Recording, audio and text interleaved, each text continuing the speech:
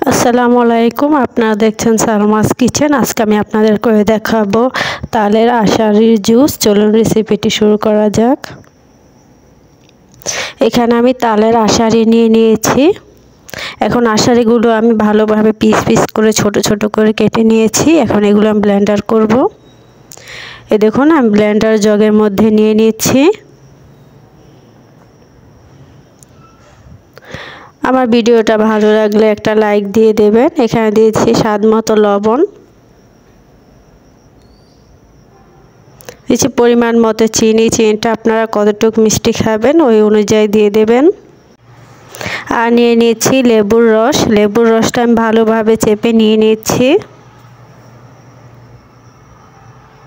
হয়ে গেছে নেওয়া। আর দিয়েছি পরিমাণ মতো পানি। এখন এটাকে আমি ব্লেন্ডার করে নেব।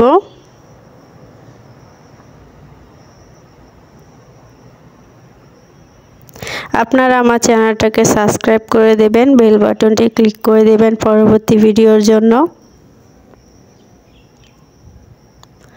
তালের আষাঢ়ি জুসটা আমার হয়ে গেছে।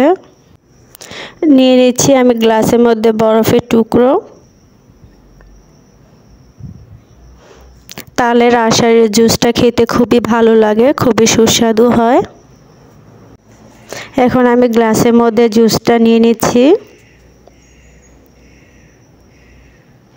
খুবই সহজ তালের আষাঢ়ির জুসটা বানানো।